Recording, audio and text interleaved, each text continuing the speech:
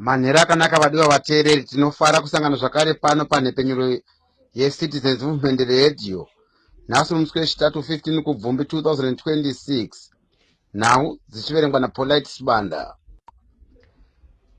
Hene musoro yenhau, vachamisa voti kusiya kwavakaita bato retriple C raiva danho rakanaka chose. Vana mukoti vopinda mumugwagwa zvakare vachiratidzira. Ukuwo dare reConcord rotara zuva richanzwika nyaya ine chekuita nebhiri reCAB 3.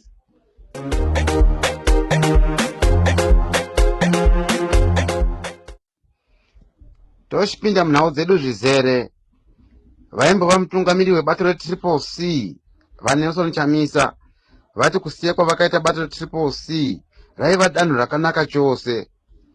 Vachinyora padandemutande ravo nezuro, vachamisa vakati kubva zvavakasiya bato iri zvinhu zvakava manyamamire nerongo. Mashoko avo anouya mushure mekunge mumwe wavamiriri veparamende mubato retriple C amai Susan Matsunga vakaoneka vachirumbidza bato reZanu PF nekuchera mugodhi kwarakaita kubudiriro North. Tataura neveruzhinji kuti vatipowo pfungwa dzavo panyaya iyi, vakati firstly, I want to congratulate to our President Nelson Chamisa for the decision which he made to leave Triple C.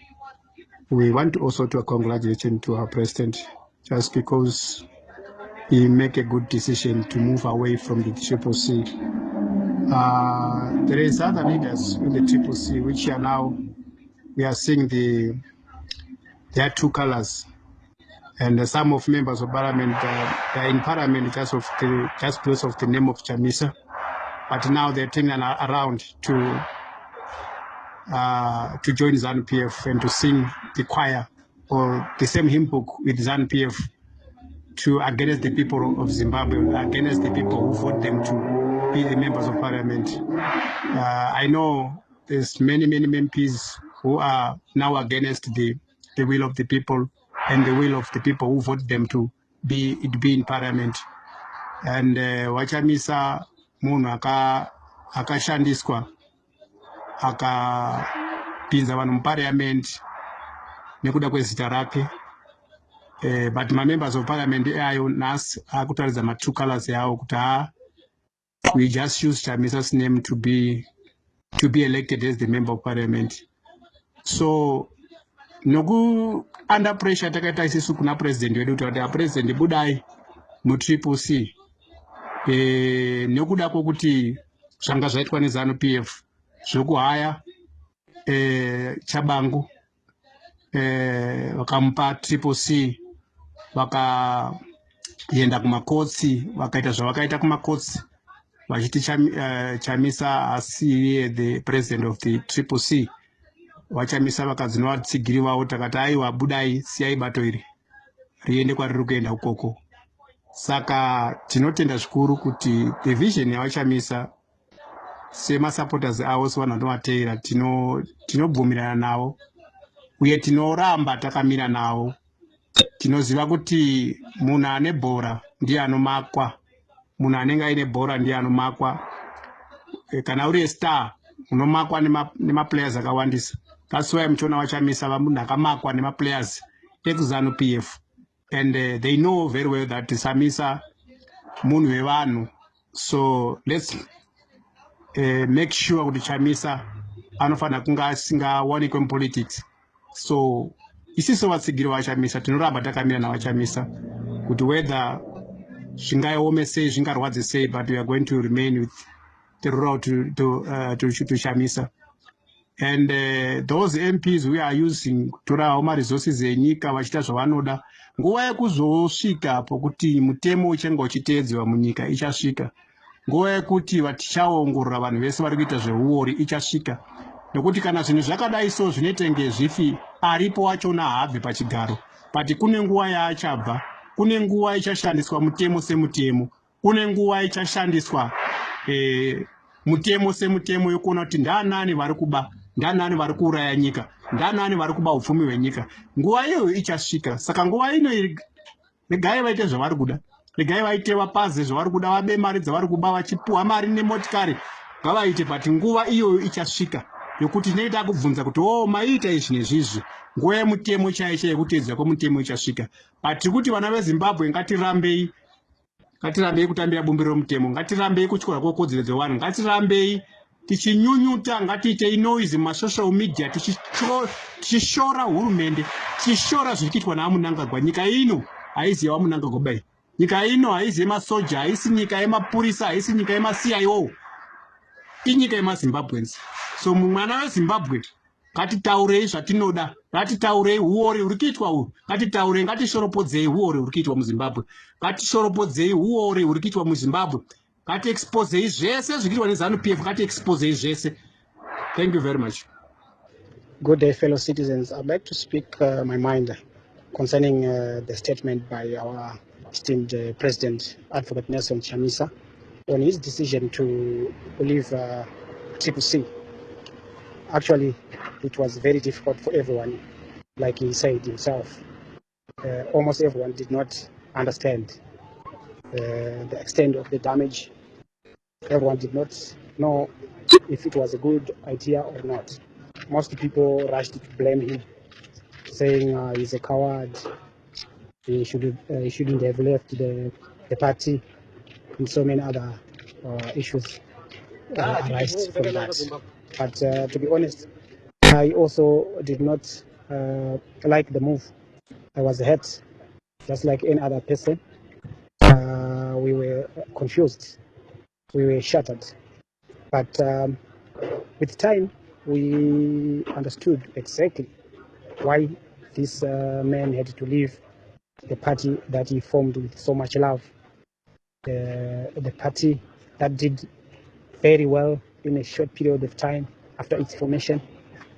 It was a very popular party.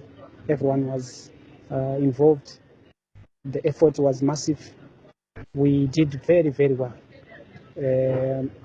ZANU-PF couldn't reach the 2/3 majority threshold because of CCC. Performed extremely well. But now, for him to leave it just like that was something else. But I'm happy he spoke his mind at last, explaining why he had to move away. We know what really happened. We really understand why there was so much involvement of infiltration and all those other things. It was the idea of this 2030 agenda. So the penetration was massive, the harassment was massive. You could see the extent of the damage. It was not proper for him to keep hanging in there, because the ultimate goal was to humiliate him, so that people will lose faith, people will lose confidence in him. They wanted to destroy him. So, as a clever man, he decided he should leave the party and leave it to the people. And it was up to us to decide. It was our duty to defend him, to support him during that time. So we stood firm, and up to now, we still support him. We understand he was under attack, and he is still under attack from the regime. So it was a good move. It was a really good move. Right now, everybody else has seen what has happened.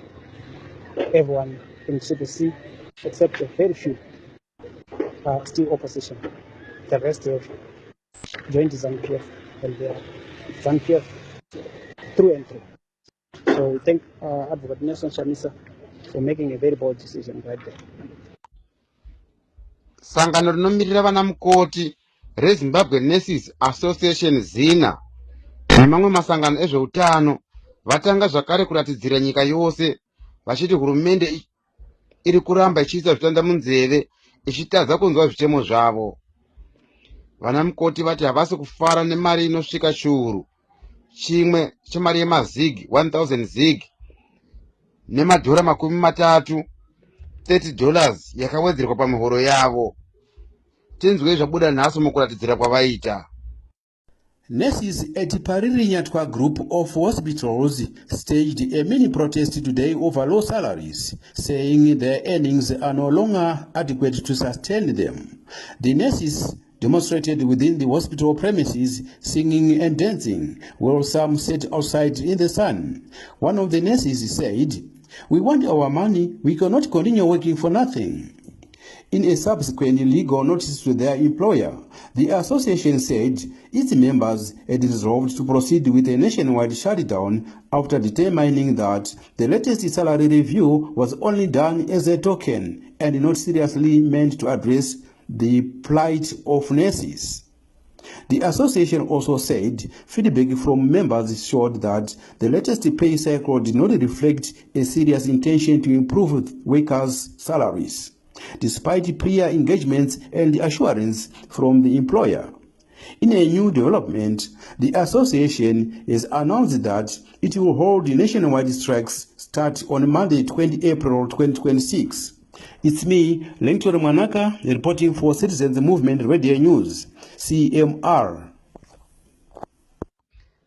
Dare reConcord ratara zuva romusi wa20 Chivabvu sezuva richanzwika nyaya nechekuita nekuvandudzwa kwebumbiro romutemo kana kuti cab 3. Vakarwa hondo yerusununguko vati kuvandudzwa kwebumbiro romutemo uku hakuzi pamutemo sezvo kuchiitwa nevamiriri veparamende vanotungamirwa navaMnangagwa. Vaenderera mberi vakati sezvo vaMnangagwa vari munhu ari kutarisirwa kubatsirika nebhiri iri, havafanirwi kugarira pachanzwika bhiri iri. Vakarwa hondo yerusununguko vari kumirirwa negweta ravo vaLovemore Madhuku, nyanzvi mune zvematongerwo enyika vaJefferson Chitando, vati kana dare reConcord rikarasa nyaya iyi, veruzhinji vane kodzero yekutora mamwe matanho akakodzera mukumisa bhiri iri. Ngatinzwei vaChitando vachitaura neCitizens Movement Radio. Nyaya yemawo veterans yavakaendesa vaMnangagwa nezvigananda zvavo kudare reConstitutional Court nenyaya yebill number 3 amendment. Tinofanirwa kuzvionga zvikuru, tinofanirwa kuvatenda vakaita muono wakanaka, endezve tinofanirwa kunamata kuti vachuchisi nevatongi vemudare reConstitutional Court vabatwe nemweya mutsvene kuti vaone kuti nyika yeZimbabwe inofanirwa kuti inde kuchino mukaka, varege kutisunungirira pajoko rokutambura nokuda kwokuti ivo vakapuwa chioko muhomwe kana kuti kudini. Toda kuti vaite basa ravo zvakanaka, vachiona kuti vaMadhuku vachanga vakamirira mawo veterans vaitewo basa ravo nenzira yakanaka inotendewa. Tose vana veZimbabwe tova tinogutsikana nemutongo uchapuwa ipapo, asi sekuziva kwatinoita ndokokutiko matare edzimhosva tinenge tichiona vatongi varimo, asi chiso chiri kumashure kwavo chinenge chiri chiso chaMnangagwa, ndivo vanenge vachitova nejudgment inenge iripo nechekare. Kana tikawana judgment isingatifadzi, tikawana judgment isina kunaka, vana veZimbabwe ngatiregei kufunga kuti ndo paperera sarungano, ndo kupera kurwisana kwedu kuti tisaitsigwa amendment yebill iri riripo. Tinofanirwa kufunga dzimwe nzira dzakawanda dzokuti tisumuke, tione kuti hatisi kuzozvisungirira, hatingaredzeri mabhinya achisungirira vana veZimbabwe varipo nhasi nevachazozvarwa mangwana.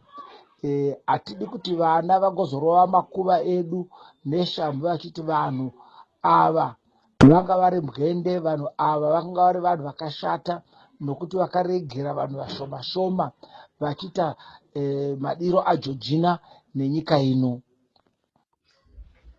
Vanochengetedza nyika vanonzi vava kufamba vachivhima vose vanopokana nekuvandudzwa kwebhiri recab 3. Nezuro mapurisa akasunga imwe nhengo yesangano redefend constitution platform DCP vaEmmanuel Stima vakabva vapomera mhosva yemanyepo yekuputsa mudziyo. Zvichakadaro mumwe wavakuru vesangano reDCP vaRobert Masaraure vashoora kusungwa kwavaStima vachiti havana mhosva yavakapara asi kungoshungurudzwa chete. Ngatinzwei vaMasaraure vachitaura neCitizens Movement Radio. The President of the Republic should make it clear to the people of Zimbabwe that we under a state of emergency where the constitution has been thrown out of the window, where the conduct of the police is no longer regulated by the constitution and appropriate statutory instruments. What we've seen in the past days is shocking. Just yesterday, Emmanuel Stima was abducted by a group of 10 men. These people, if they really wanted to arrest, a proper arrest, they could simply have called him to say, Emmanuel Stima, you wanted a law and order police station, a blah, blah, come for interviews, or even to send basic summons, you would have gone. But we are seeing thugs taking over our policing. If you see people having to chase around with people who have never been declared to be on a wanted list of the police, it's alarming. And when they are taken to the police, there is no clear charge. What are they being accused of? He spent over 24 hours without knowing the particular charge that he's facing. And they've been throwing one charge after the other, it seems. So they're just trying to come up with anything that can stick on him.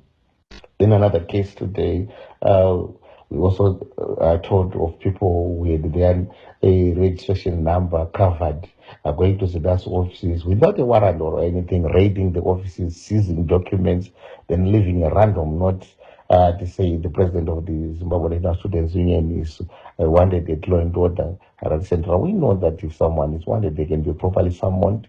The police officer can use the proper police letterhead, summon them for an interview, state who is in summoning them, what is their rank, what is their first number, among other things. But we are so shocked that where we're going as a nation, where we're descending to, and we are urging our police service to act professionally. And we continue to demand that those who are opposing the Constitutional Amendment Bill number 3 are ordinary citizens who have right to state their opinions and positions with regard to something that has been thrown for public debate and discourse. If they really wanted to just amend the Constitution without consulting the people, they should have bothered us. I know we can't have our children, our young brothers, our young sisters being thrown in prison for simply saying to Amendment Bill number 3. It's nonsensical, and we demand a quick return to a constitutional order where the nation is run through rules, the rules that we collectively agreed as a people. Otherwise, we can't. This is unacceptable. And we call upon ordinary people to also take a stand and speak up against these violations of basic rights. As we approach the 18th of April, our Independence Day, we still demand that our independence be respected, our freedoms be respected. This is everyone's republic. It's not a republic for those in power alone. We are also Zimbabweans. Vaimbova mumiriri weparamende kumoti Pleasant Muzvarifa Dzai Mahere vashoora kushanya bwegurukuta rezvemari vamutuli Ncube kuWashington kuAmerica kumusangano weIMF neweWorld Bank vachiti kutambisa mari yemutero. Muzvare Mahere vati vaNcube vapinza zvizvarwa 40 kubva muzana muhurombo hwakanyanya nekuda kwemutemo yavo yehupfumi yakaipa. Vashoora zvakare vaNcube nekutanga kubhadharisa vagari mutero wakakwirisa, izvo zvavati kubira vanhu. Muzvare Mahere vapomerawo vaNcube mhosva yekutadza kuwana nzira yekugadzirisa matambudziko nezvikwereti zvakatarisana nenyika. Mutungamiriri webato reEFF kuSouth Africa vaJulius Malema vadzokera mudare nhasi kuEast London Regional Court kuSouth Africa kuti nyaya yavo itange kunzwika zvakare yavasati vapihwa mutongo wavo. VaMalema vakawanikwa vaine mhosva yekuridza pfuti mudenga pamberi pemhomho yevanhu panguva yavaipemberera mabiko ezuva rekuvambwa kwebato reEFF mugore ra2018. Ngatinzwei zvizhinji kubva kumatare. Mune dzemitambo, mutambi weZimbabwe anomhanya Blessing Muzarabani akapihwa mutongo wemakore 2 kubva kuPakistan Super League PSL. Muzarabani akatemerwa zvirango nePSL nekuda kwekubvisa chibvumirano chaakatenderana neIslamabad United chekutsiva Shama Joseph akakuvara. Mufambisi wechikepe akabatana naKolkata Knight Riders mumutambo unobhadhara weIndia Premier League IPL.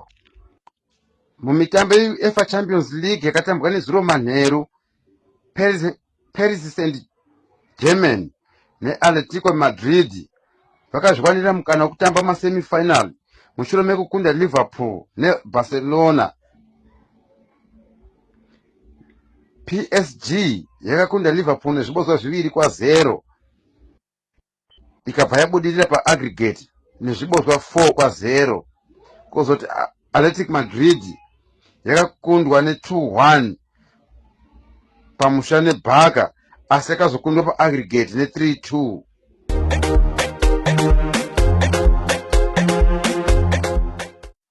Kuchipedzisa nhau dzedu henemuso yadzo zvakare vachamisa voti kusiya kwavakaita bato reTriple C raiva danho rakanaka chose. Vana mukoti vopinda mumugwagwa zvakare vachiratidzira. Ukuwo dare reConcord rotara zuva richanzwika nyaya ine chekuita nebhiri reCable 3. Apa ndipo paperera nhau dzedu dzanhasi kubva kwandiri Polite Subanda nechikwata chose cheCitizens Movement Radio. Muve nemanhara akanaka.